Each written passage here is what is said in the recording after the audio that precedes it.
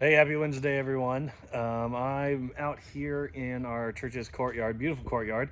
I'm watching the bumblebees work these flowers over here and sitting out in the beautiful weather of uh, late summer, early fall day here in Rochester, Minnesota. I mean, guys, look at that sky, right? You got that sun shining out behind. It's just a beautiful day to be outside. I'm contemplating the things that we talked about on Sunday when it comes to learning where our desires are coming from and taking control of our desires, mastering our desires so that they do not become masters over us. And the reason we are looking through that, if you haven't seen the sermon or joined the service yet, you can find that on our YouTube page.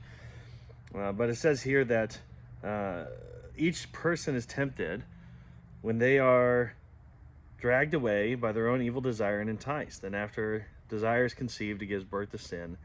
And sin, when it's full grown, gives birth to death. And I'm out here just thinking about that in the beautiful sunshine with my mocha, and thinking about my life and the ways that often I let my desires take me to a place where it's sin.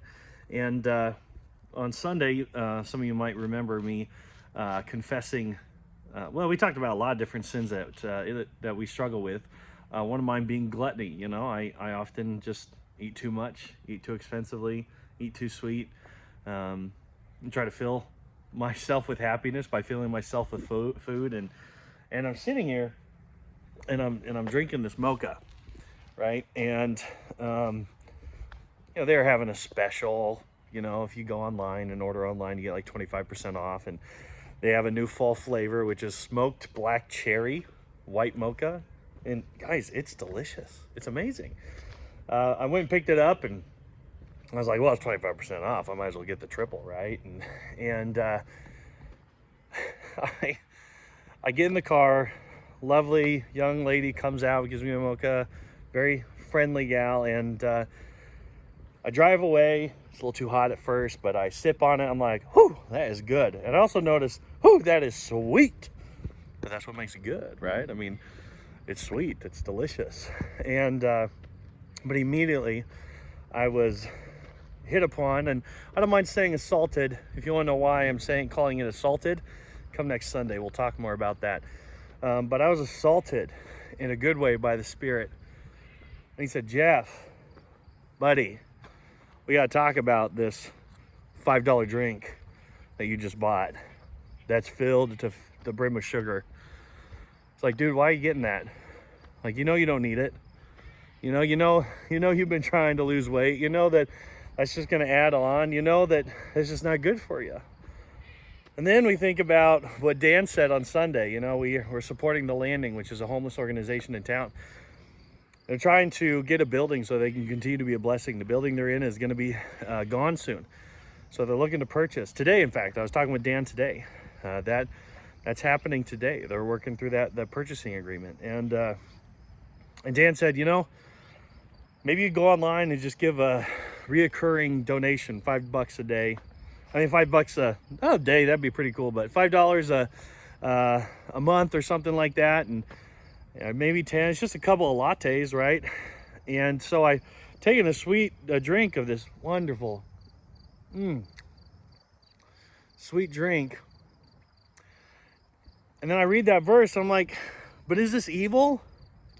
Right? I mean, is a cup of coffee really evil? Today in my morning devotions, I was reading about the deception that the enemy puts in our lives. And one of the greatest deceptions that he's able to convince us of is that he doesn't exist. And I think the secondary one is that the sin in our lives is not actually sin. And some of you might be thinking, Jeff, come on, coffee's not an evil thing, right? And I don't want to get into legalism here, but what I can say is that the question isn't maybe is it evil, but is it wise?